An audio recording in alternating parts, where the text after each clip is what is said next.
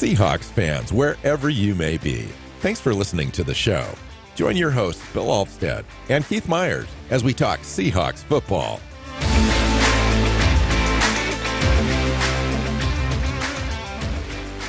Hey, hi, Seahawk fans. Welcome back to another episode of the Seahawks Playbook podcast. I'm your host, Bill Alvstad, sitting down with co-host Keith Myers, here to talk Seahawks football. We're going to talk free agency today, get you all caught up on all the free agency moves that we know of as of recording on Wednesday afternoon that the Seahawks have made so far. And lots of moves, lots of disappointments, lots of expected things that I think that you and I predicted fairly early in the process, and the team kind of went through that process the same way that we did, and came to some of the same conclusions as far as generating salary cap space,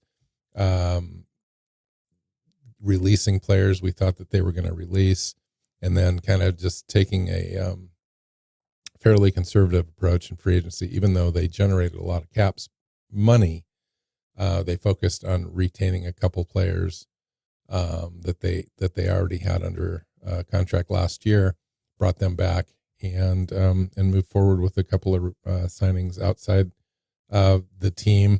And also there's a couple of, what do you call them? Now I've lost my train of thought. Couple draft hedges that have been added. Well, there's draft hedges there, and then there's some comp pick considerations for next year as well. I think maybe they're taking a look at those sorts of things now, it seems. But lot to talk about. Let's just get into it. How you doing? Doing good. Yeah, there's a lot to talk about. There's been a lot that's gone on. I think we should just start at the top and just be like, let's look at the guys that they retained. The most expensive and most important guy that they retained was Leonard Williams. And they paid him. Sure. Yeah. It's averaging what, 21.5 million over 3 years, each year. 43 million of it guaranteed. So he's guaranteed. I mean, he's going to be on the team for 2 years, no matter what. The only issue that I have with that signing is that he's over 30, and he's not like a premier guy that impacts games the way that you'd like to see guys getting paid like that make, because it is what it is. I mean, I understand free agency, and free agency goes up all the time as far as a percentage of salary cap and so forth. He's, I don't mind the contract. I mean, we need to pay somebody to be in there, but really he's not solving any new, he's not providing any new solutions. We had him last year. We saw what he could do. He's pretty steady. He was the best defensive lineman we had. That's not saying a lot, though. What do you feel about the signing, and what else were the Seahawks going to have to do if they didn't sign him? I think you're underselling him. He did change some games. He took over a couple of games. And he did so without a lot of help, and at times playing out of position.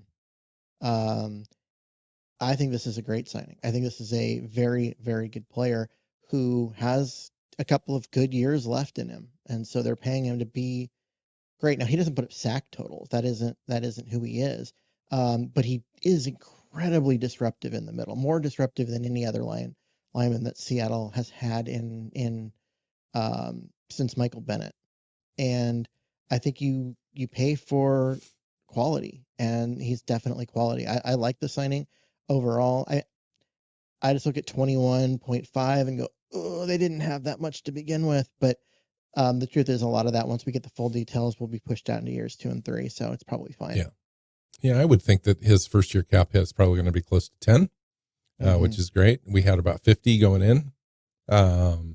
And so I like the deal overall as far as the way that it's going to be structured. We don't know the structure, like you said, but we know how these things kind of play out. And I'm really kind of excited to see him play with Uchenna Nwasu. Uchenna went down with an injury right when we got Leonard Williams last year. So those two didn't get a chance to be on the field together. I'm willing. And then, I want to see him play with a competent defensive coordinator. That's what's missing. well, in that terms of and his a impact last competent, year. big, huge run stuffing defensive tackle would be really nice. Yeah, So that he he's didn't have a not out nose of tackle position. either. Yep. Yeah, he's out of position when he has to play nose, and so,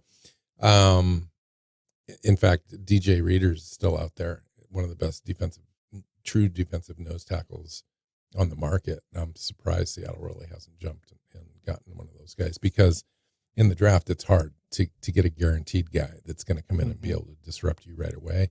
I would think that DJ Reader, a guy like that, would be fairly inexpensive, and especially at this stage in free agency, even though free agency just started today. I think that guys are starting to get lower end contracts now, and I would love to see that move like that for Seattle. Okay, so Gino restructured, Tyler Lockett restructured, Dwayne Eskridge even restructured. We were able to bring back Noah Fant in addition to Leonard Williams. Noah Fant on a 2-year, $21 million deal. They let Disley and Parkinson go to new teams. Yeah.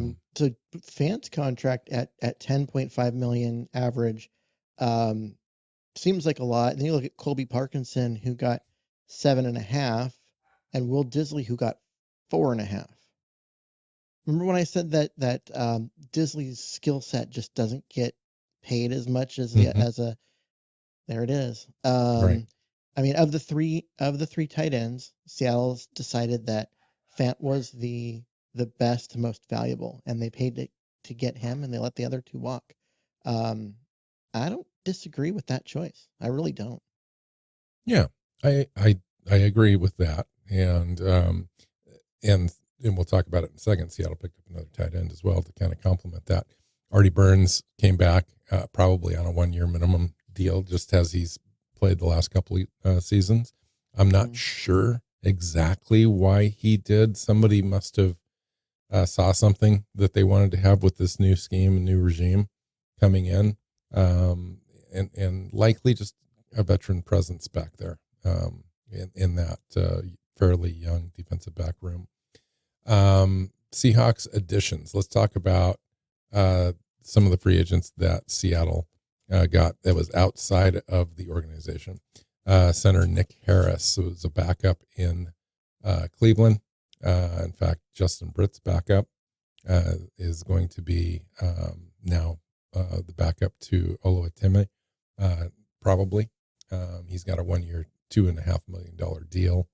Tight end. No, I was going to say fully guaranteed, but it's not. There is guarantees in there. There's odd. incentives that get him up to like 3.5 or something like that, but he's likely that was just such an odd signing so early in the process, given that, right? I mean, he's a backup. He's been a backup. Those things tend to wait be a backup here until week 2 or 3. Yeah, or after the draft. Guys who are backups on their old team and are going to be backups on their new team tend to have a hard time getting contracts until after the draft. And so for the Seahawks to go and identify one and get them locked down, even if it is at a cheap contract number, it makes me wonder if they really they know they're not going to be in the center market in the draft, and they're like, let's just get it done now. So yeah, I mean, if they view Oluwatimi as a guy, especially with the background that they've got on him, I think that's certainly possible. They've already penciled him in as the starter, and if so, that's what it looks like. Although this is cheap enough where it's almost like a Hunt type of replacement, a guy that can move back and forth between the practice squad and the roster, and that those sorts of moves throughout the season. I mean, you could still draft a guy, and that guy. Oh yeah, you can still draft a guy or whatever. Tight end Pharaoh Brown, from New England, 1-year contract, kind of an underrated guy that can do it all for you. His usage has never been high.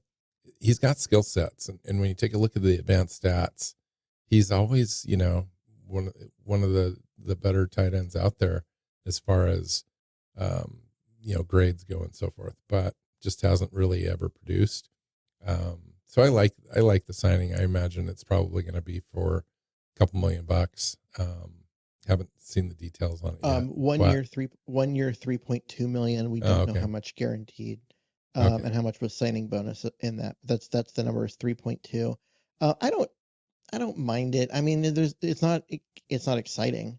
And what it does is it signifies that Noah Fant's going to be your starter, and this isn't going to be a timeshare like it was last year, where all three tight ends all had roughly even, snap counts. What it tells me, and we just completed some mock drafts just in our last show. What it tells me is those guys are in the market for a tight end in the draft. Yeah, and there's unless they pick up somebody else. Yeah, because Pharaoh Brown's not a guy that you're expecting to go out there and do a bunch. He can be your second tight end, the one that you hold in to block when you need an extra blocker, and occasionally get out and do stuff. But he's not moving the needle in any way. And I just think what you're going to see is a lot more Noah Fant this year than we saw last year. Especially the way that Grubb likes to use tight ends. I believe that they will be using tight ends this year, more so than we have. And so I'm kind of anxious to see how it turns out. Mm-hmm. All right. One of the bigger signings of the offseason so far as outside free agents to come in, is safety Rashawn Jenkins. He's penciled in probably starter day one, new contracts, a couple of years. Don't know the details on the finances. But he's kind of an underrated guy. He was probably, my fifth or sixth overall safety available in free agency. And they were patient enough to wait for him. And, I don't know if he was their first choice as far as the safeties that were out there, but I don't mind that selection there. It's not going to cost too much. You get a guy that's going to be able to come in and start opposite Julian Love. And you still have room on the roster where you can draft a guy as well. And you find out where you're at with your young guys on your roster, like Kobe Bryant and Jarek Reed, and then and go from there. And even, Jonathan Sutherland. And this guy is a good size guy, 6'2", 215. He's got underrated coverage skills. And I think it's a good signing. Yeah, I like it because he's got the size. He's listed at strong safety because he can play in the box and do some of those things, but his coverage skills are good. And what that tells me, especially when you got Julian Love, who has the same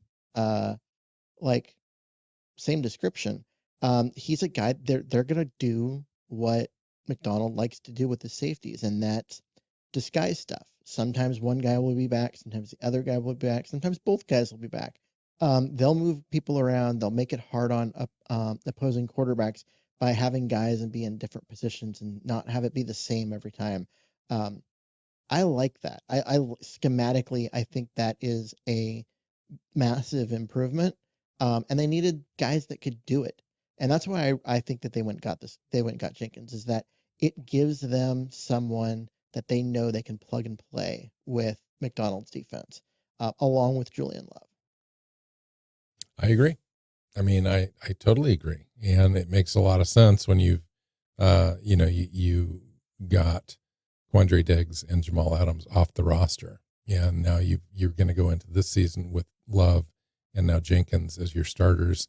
You've invested less into the position, which Seattle has needed to do for a long time, and transfer that over to Leonard Williams, essentially at your defensive line. So anybody that's going to complain about that can't possibly be the same person that's been complaining about spending too much money on safeties and linebackers the last 5, 6, 7 years. So that I think that's the adjustment that I really can appreciate, just from a roster building standpoint. Mm-hmm. And we'll see how it plays out on the field. The Seahawks have needed to do this for years. They needed to invest in the trenches, which means divesting elsewhere. And they had a hard time fielding a competent offensive line because they were spending, 30 million or 36 million of their salary cap at safety, which is not a high value position. They had same with their defensive line. You know what I mean? So the fact that they're allocating their resources in a more balanced way, in a way where they're attributing resources to the trenches, so they can stop getting just out muscled. I think it's an important adjustment that the Seahawks are making. It's still a lot of dead money on the books for 2024, but it all comes off in 2025. So that's good. And then a familiar face comes back to the team. Back in 2000, what is it, 16, I think? 17? Seahawks brought in a former tight end to convert him to tackle as an undrafted rookie free agent. George Fant, offensive tackle now, been around the league for now 8 years, comes back on a 1-year deal, I presume. Don't know the details yet on his contract, to come in and play, essentially backup tackle, swing tackle, probably over on the right side as insurance a little bit for Abe Lucas as he recovers from his knee. And it gives us some flexibility on the offensive line. Probably didn't cost too much, I would imagine. I mean, no. What do you think, Keith? What do you think this is going to cost? Is it going to be in the $6-7 million range? Oh no, it won't be that. You think it'll be less than that? I think it'll be less than that. On the first day of free agency. My expectation is George Fant signed for about 3.5. I'll be surprised if it's more. And because he's not a starter, you're not paying $6 million for a backup. If that's the going, there's no starter in the league unless you're a rookie that's making less than 12. You're right, and he's not a starter. Right. So backups start making 10, 8, 7, 6. Yeah, it's true. Go look at some contracts out there. And that's why a lot of these backup swing tackles are people on rookie deals like Stone Forsythe, because you paying that much for a backup tackle that hopefully will never play is a waste of resources. I agree. I totally agree, but I wouldn't shock me if he comes in at 6 or 7. Calling Fant a former tight end is generous. I just wanted to point out he did have some athletic upside when he was brought in here. He had a lot of athletic upside, but he was a basketball player. That's I true. think played tight end in high school. And was in college. Yeah. Okay. But he was converting to tackle, having never played it, and somehow he ended up as the Seattle's starting left tackle for a while, which just gives you an idea of how awful Tom Cable was at his job. He was, and then Brown came in, right? Yeah, then they had to trade for Brown mid-season and give up a lot of resources for him because Fant never developed into a competent tackle. But he still had all that upside, so the Jets paid him pretty well to leave Seattle, and Seattle just waved and let him go. He's bounced around a little bit. He was in Houston last year. He's actually given, experience. He's been okay. He could never hold on to a starting job in New York or anywhere else. He's just kind of a backup but he hasn't shown to be like awful, and that's helpful. But you're not George Fant. He's not awful. He's not awful. I honestly think that 3.5 is probably the max. I would be more willing to bet it's kind of a minimum salary benefit deal, so it's like 1.5, 1.6. Man, Keith, come on now. He's going to end up. I guarantee he's going to make close to 5. It's probably going to be that. I guarantee that he's been overpaid. It's a 100% waste of resources if that's true. Yeah, I know. Because you got to look at the roster. I mean, if they didn't better than Stone Forsythe. If they didn't believe that Stone Forsythe, after watching the film, because there's a lot of film on Stone Forsythe now, that they needed to upgrade that position, but they weren't going to keep Stone because he's on his rookie deal. He's cheap. They upgrade? That's the question. Yeah. Well, we need to upgrade that spot. Did they upgrade that spot? Yes. did they upgrade it significantly? No. No, they didn't. And you're not paying, $5 or $6 million for a questionable marginal upgrade to a backup position. God, I wish this salary would come out while we're having this conversation. That would be kind of nice. I honestly don't think that one's much. I do think it's going to be lower. Ooh. What? Yeah. So apparently he signed a 3-year, $1.64 million contract with the Seahawks, including $20,000 signing bonus, $20,000 guaranteed. That doesn't seem right. Is that an old one? That's weird. I'll have to look. I'll have to double check. Yeah, I don't know. So the Texans signed George Fant to a 1-year contract July 28th, 2023. And that contract was worth $4 million.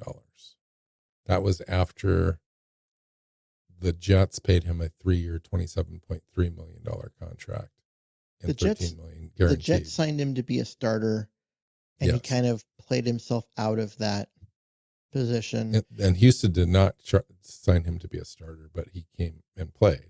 But he came as a guy that was a starter and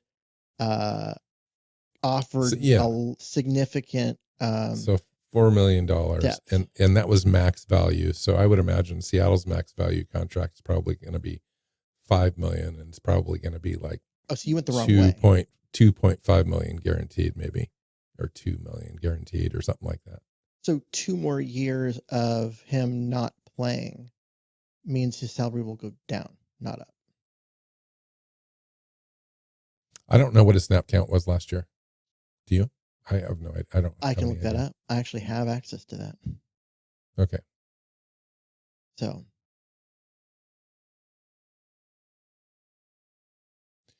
Yeah, he doesn't have any current figures currently out. Yeah, it's not. I was looking through. It's not listed. So anyway, they don't have. There's no offensive lineman listed currently.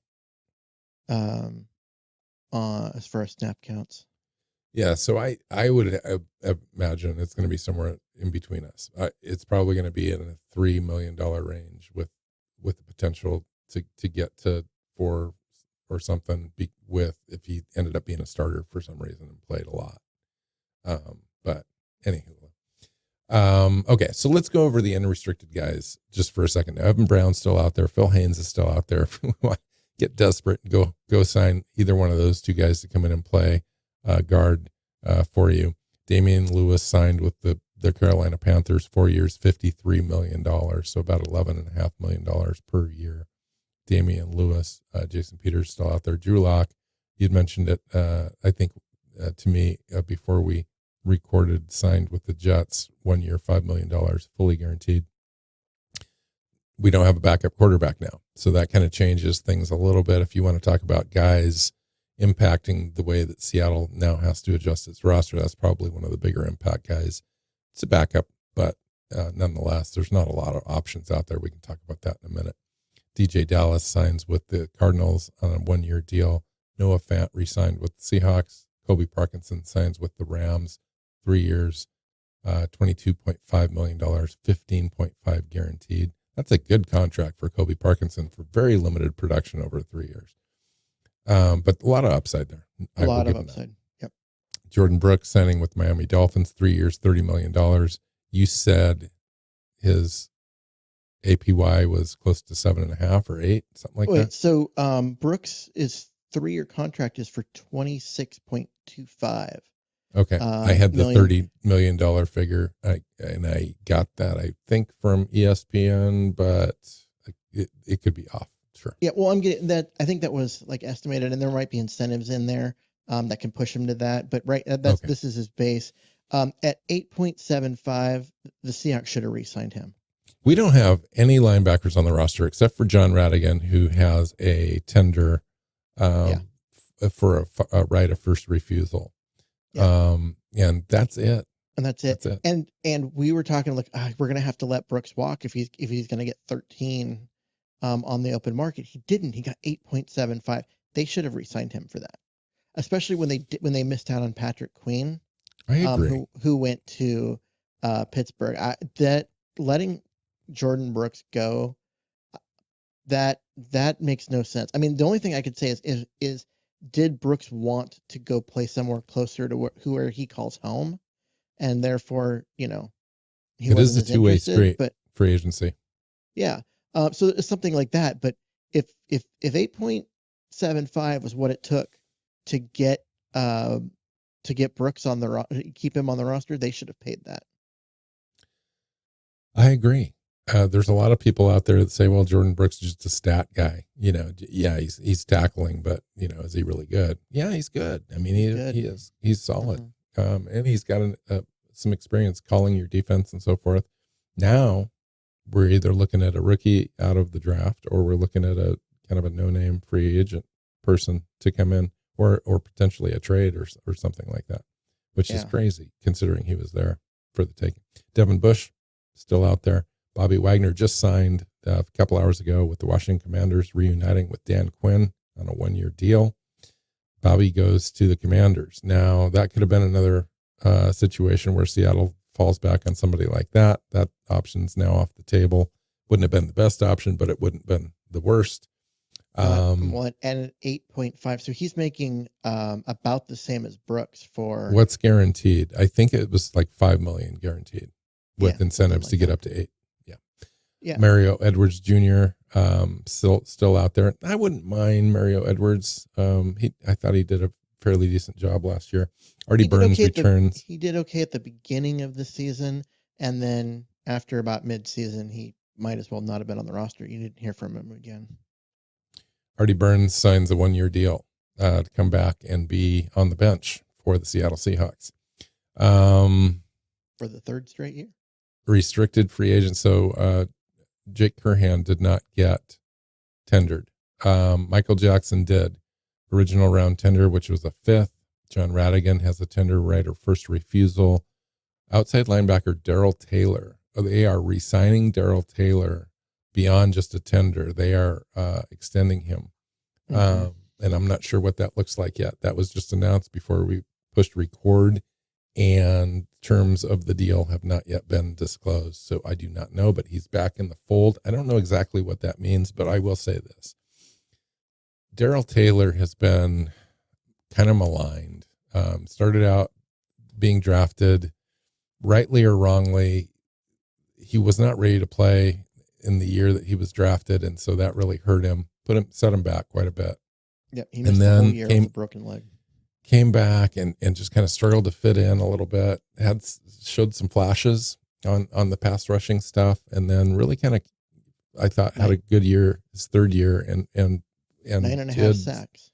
Showed some like, okay, now we're gonna Darrell Taylor. He's gonna come back and he's gonna have this great season, and then it just didn't really happen. And so now he's back, and how is the defensive coordinator, i.e. Mike McDonald, head coach, going to use Darrell Taylor in this defense? How does he fit? Is he a better fit than we give him credit for, Keith? Or is he a misfit like he has been in the past? And this honestly, extension I think he's happened. a better fit. He's a better fit in this defense than he was in the other defense. He was drafted to be a 4-3 defensive. Well, remember, Mike McDonald runs a 3-4. I know. He was drafted to be a 4-3 defensive end, and then Pete Carroll changed his mind and decided to go to a 3-4, and it left Darrell Taylor without a position. He's got the athleticism stuff, but he's never had to cover, and deal with those kind of responsibilities. And he just got in his own head as far as like you could tell he was thinking too much between that and trying to run. He's much better going forward than he is dropping back. Yeah, and when they let him just go upfield, he got 9.5 sacks, and then they went back to like screwing him around. And that it never worked. I think that you give him a competent coaching staff on the defensive side of the ball, and they're going to use him as a situational pass rusher. He's going to come in, probably play 30% of the snaps, and his job will be to get up and get after the quarterback. That's what he does. That's who he is. Provide relief for Uchenna Nwasu, essentially. Yeah, because Nwasu's not going to play every down. And neither will Mafe on the other side. Like those guys, we've got a 3-man rotation where the 2 starters will play the majority of the snaps, but they're going to rotate out because none of those guys are going to get 100%. So Daryl Hall and Daryl Taylor will be essentially competing for snaps. Yeah, and I'm okay with that. Daryl Hall might end up as a middle linebacker simply because the team doesn't have anyone else, and he wasn't much of a pass rusher last year. So I think bringing in Taylor, I'm not again. People will hate it. I'm sure they'll. I reasoned that money. He was so bad, but he wasn't. He was never used in a way that made any sense, except for about half a season in his 3rd year, and he got 9.5 sacks in half a season. Mm-hmm. That's like only time I've seen him used well.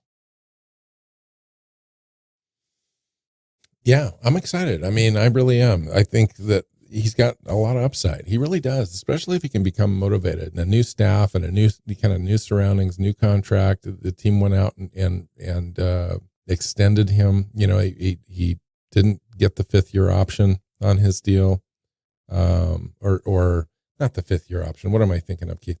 Not they weren't going to bring him back essentially, and I think that now he's got a commitment from the team, and I think he's going to feel a little bit better about that and come in, hopefully, really produce. Exclusive right free agents, tight end Brady Russell did not hear if they extended a tender. McClendon Curtis, the same at tackle. Raekwon O'Neal, tackle. Both McClendon Curtis and Raekwon O'Neal. I have no idea. We didn't see him last year. The team brought him in kind of a mid-season off other practice squads, kept him on the roster, but they never really played. Yeah. These are guys that they were on the roster. They've only played 1 or 2 years in the league, and they signed, guys that were on a practice squad, got cut, didn't make a team coming out. And so they're signed a 1-year deal as a rookie free agent. These are guys that end up as exclusive rights free agents. And honestly, the contract that they're exclusive rights. They have no bargaining position. They can play for Seattle or they cannot play football. And so they get the minimum for their years of service and no money, like nothing guaranteed. So it's, of course, you got every exclusive rights free agent should be retained unless they have like serious off-field stuff. It makes no sense not to when you have a 90-man roster at this point in the offseason. So we had an outside linebacker, Joshua Onojogu. I don't know what his status is. And then defensive end Miles Adams was tendered for $1.2 million, something like that, which to come back. And he's one of the few guys that can play, the nose on this team, but he's very undersized for that. He's very undersized. He's more. And they use him more like a 5 tech, but he's not. He's just a guy. He's just a guy. He's not a difference maker. Okay, so looking at our roster right now, we have a pronounced hole at backup quarterback, at offensive guard, and at inside off the ball linebacker. Everything else looks pretty good. I mean, going into the draft, as far as where the roster is currently at, looks like we might need one more running back. I can't believe how much Damian Lewis got. Just going to throw that out there. So I can't believe how much money Damian Lewis got. What is that? $11.5 million per year, or 12? 13.25. Yeah. So that doesn't surprise me. I think that was the top end of his market, and I think he had a good agent and was able to negotiate a good deal. And there was a team out there with money and ended up paying him. So hats off to him. Now I'm glad Seattle passed on that. Now, yeah, it makes it so we have a hole at offensive guard on the left side there, but you got to be careful of how much money you're going to spend. And if you spend that, maybe Leonard Williams doesn't come back, or you can't sign your safety, or potentially a linebacker that we still need to sign. So you got to be careful. And so I'm okay with that. How do you feel? That was a much larger contract than I thought he warranted. But you're right. The Panthers have a boatload of cap space, and for them, paying an extra $2-3 million a year, they don't care. They don't have anyone to spend it on right now. And it's a 2-year And they deal, needed so to they'll be out protect of it. their franchise quarterback. So Yeah. that they just got as a rookie. So they're going to overpay a little bit, and that's fine. But Seattle, honestly, Lewis was one of the issues, one of the problems on the offensive line last year. And you're not paying that much for a guy that didn't play well enough. Like, he was a guy you were looking to upgrade from this year anyway. So bringing him back would have been, okay, we're going to bring him back, but then we're still going to, look at the draft and maybe try and upgrade there. And paying that much for that status is like, that's not a good way to run a team. So I'm glad they let him walk. I'm glad he got paid, because I'm never going to say bad things to guys for taking the money, right? Go get your bag, right? But I'm glad that number is not on Seattle's salary cap. The one thing it does do is it does push Seattle into a little bit of a bind, and it does show their a little bit in the draft. I mean, if you need a lineman, you need a guard, you have a hole on your roster, you need an obvious starter. That gets kind of predictable for other teams as well, for what you're going to do in the draft. So there are going to be a lot of mock drafts coming out soon with Seattle mocking a guard in either the first or third round, or moving around to get one. Yeah, a linebacker too. And then linebacker. So we have John Radigan, Patrick O'Connell's on the, has I think it was a futures contract, but now that the league year started, it's a 1-year deal at the league minimum. And Drake Thomas is there as well. And then that's it. So basically, guys that have never seen the field are our linebackers. And out there, Derek Hall, but he's an outside guy. I would not be surprised if he comes in as one of the guys competing for a job in the middle. I don't know what his skill set is as far as quarterbacking a defense and playing that spot. He wouldn't be doing that. He would be the other middle linebacker. Oh, okay. So guys that are still out there, in a diminished market, are Devin White, probably the number one guy out there. You could bring him in as a stopgap if he sits on the market a little bit here and now. He'd get a 1-year deal and be fairly affordable. Kenneth Murray, Isaiah Simmons, Terrell Dodson, Jerome Baker, even Cody Barton is out there. Wouldn't want him back. I'm just saying that's the level of players that we're talking about now at that position. I wouldn't be sad to see Isaiah Simmons come in if the contract's small enough, to give them some depth and some experience there. And that's it. I mean, we could talk about other position groups and so forth, but I think Seattle's fairly well set. I think their primary spends are done in free agency, even though it's only the first day. They may surprise me and pay a little bit of money for an inside linebacker. I guess it wouldn't surprise. It's a needed spot to fill before we head into the draft. And it will be filled. People out there that are worried that this is it, this is all we're going to do. No. But most of the big names that you recognize to start as your primary linebackers on your team are not available anymore. So that would be another position, I think, in the draft that you definitely would draft somebody high, at least high enough to be able to compete for a starting spot. Yeah. And yeah, I mean, this team is in a position they need help in a lot of places. Quarterback, guard, maybe running back. They need another tight end. We're good at wide receiver, Keith. They need a nose tackle. They need Every team needs pass rushers. They need at least one, probably 2 or 3 middle linebackers. They need safety help. A tight This is end. Yeah, I mean, this is a team with a lot of need.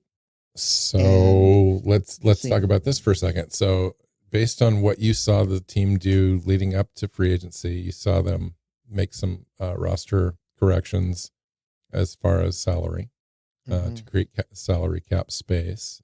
How have you seen the approach to free agency kind of dictate how you view maybe what John Schneider sees as the team heading into the 2024 season?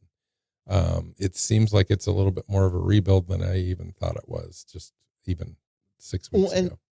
I honestly, this is what I said when the team chose to take the entire cap hit for Jamal Adams this year to get him off the books faster. That was going to be like $10 million that they wouldn't have to sign and retain guys. And to me, that said, they're probably taking a step back this year because they know it, because they could have spread that money out. They could have pushed it in the future when other dead money comes off the books. And so it would have been more palatable. Could have done any of that, chose not to, chose to eat it all now. And honestly, I think they're rebuilding. I think there's a lot of pieces here that, like, if a player isn't going to be with us in 2025, then we're not paying them more than a couple $1 million. Yeah, I agree with that. Now, I have a question for you. So if you're Mike McDonald and company, do you get a little nervous with that approach? We've heard Schneider come out and say, yeah, I think we're going to be competitive in 2024. What exactly does that mean? And does this type of roster building approach that you've seen so far tell you that Mike McDonald should be confident with that? Or when you're a brand new coach, what kind of assurances are you given that you can make it through your first season in the NFL while posting a less record than the prior regime? He got an 8-year contract. That's how. That doesn't mean anything in the NFL. This is Play-Doh money as far as it doesn't count against roster cap. It doesn't. It doesn't matter. Owner's money. It is the owner's money, and unless the owner steps in and says no, he's got to go. You're talking about paying, and he wasn't just a long contract; it was a long contract with a big number. And you're talking about a payout because coaches' contracts are 100% guaranteed. It's gonna cost them a lot. So he knows that it's gonna be, and he also can see, hey, look, we may take a step back this year because of the dead cap and trying to get out of these terrible contracts. But that just you got to reset the roster for a coach. I mean, you got to be able to allow a coach to come in, especially a guy like Mike McDonald who wants to rebuild this thing in his own. Mm-hmm. And so you got to give him. You got to give him a year, and I think they, you know what I mean. Like, just we'll see. I also think they expect. You still have Lockett, you still have JSN, you still have DK. They were able to retain Geno.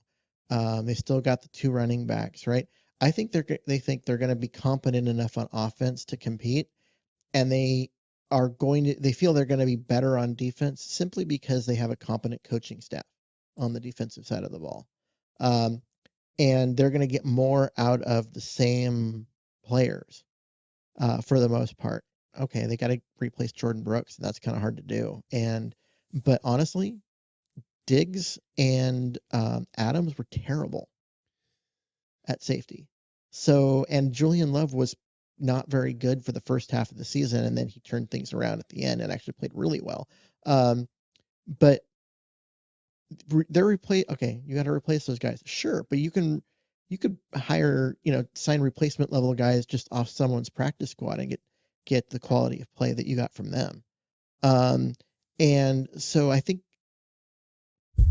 it's not hard to upgrade from that. One thing to keep in mind, I do think that they're going. Jordan Brooks is like the hard, like, how do you get by losing him. Like, that's the hard one right now. One thing to keep in mind is we just did a couple of mock drafts, plus we did a couple other ones that we talked about that we didn't bring into the show. We showed that you could leave that draft having got at least 4 starters out of the draft. Mm-hmm. And, 3 minimum, 4 probably, 5 is a stretch. But based on the draft capital that we have, we could ultimately turn that into 4 starters. And if you take a look at it, you could get a tight end, you could get a offensive guard or center, you could get a defensive tackle, and you could get a linebacker. And if you did those things, you would be okay. You might be a little light on depth as far as linebacker, and we've seen that show before, but you'd be okay. Yeah, I would agree. And I think that you are looking at a situation where, the team's they're going to get some guys, and those guys are going to play, and they're going to expect that they're going to get more out of the guys that they have than Clint Hurt could get out of them. And that's going to be an improvement enough to at least counteract some of the decrease in talent. And they'll, be comparable to where they were last year, but they'll finally have an opportunity to reset their terrible salary cap and go into next year, at this time next year, being in control of who they want to sign, who they need to bring in, like able to spend money at the right positions and really attack things. I really think that this whole thing is resetting for next year. It looks like it. Yeah. And it's still going to be okay. I think, you mentioned the offense is going to be good. The offense is going to be good. And the defense could be better than it was. And now you got Mike McDonald as your defensive coordinator, and you're going to start to reshape that. Now there's going to be some deficiencies there we're just going to have to work with and figure it out. But it could surprise some people. You just got to be able to figure out the draft. Because it's not going to all happen in free agency. I think everyone wants every position, including all the depth, to be solved before you get into the draft. That's ideal. That happens once in a blue moon to a roster when everything just kind of aligns perfectly. But this year's not one of those years. There's just too many holes to fill, not enough resources to fill them. And so you've got to kind of go through the process, and it's going to take a year or two to reshape this roster into being competent and competitive enough to win playoff games. So, yep. And I mean, it's one of those things. I think they'll be competitive. I mean, the offense should be good. The defense should be, it's hard to be worse. I mean, they were like, the 30th ranked defense in the league last year out of 32 teams. And now they're going to be better coached at least. And I think the back end, Diggs and Adams were so bad. I think the Love Jennings combination in the back's going to be an upgrade. And we're running all our corners back. I mean, all the corners are returning. Yeah. And the safeties, and it's just going to be, and hopefully Uchenna Nwasu stays healthy. He's back. Boy, Amafi's got another year. Darrell Taylor plays good. Dre Jones is improved with a new coaching staff. Leonard Williams, obviously, and anybody that we get in the draft, and getting a full season of Leonard Williams instead of half a season out of him, that'll help. So, I think the defense can be competent. I think the offense can be good, and overall, I think that will make this team competitive. I don't see them as contending. But you see them as a 500 team, basically. 9-8 again, sure, easy. Maybe 10-7 at this point. I could see. We'll see how the draft goes, of course, but that's a pretty good reset at 10-7. Yeah, and they're going to come out of all of this year with a ton of bad contracts coming off the books and going into 2025 in a much better spot financially to keep the team together, to stop pushing so much money in the future cap years just to stay competitive. They've had a chance to really reset a lot of that, and they've needed it. So at some point you end up having to do that. I'm okay with it. Yeah, no, I agree. I was just going to look at 2025's cap, and we've currently got 63 million in cap space available in 2025, and in 2026 we have 233,000. Yeah, but how many players are under contract for that? 3. Let's see, 2, 4, 6, 8, 10, 12, 14.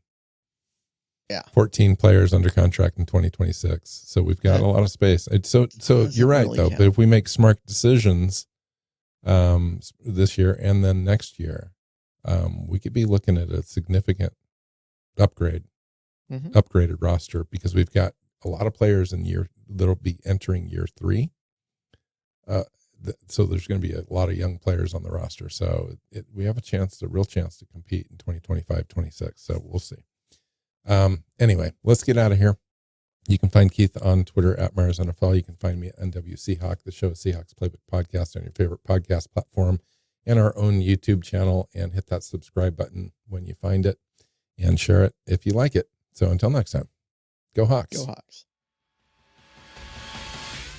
Seahawks Playbook Podcast listeners, thanks for joining us for another edition of the show. You can find us on Twitter.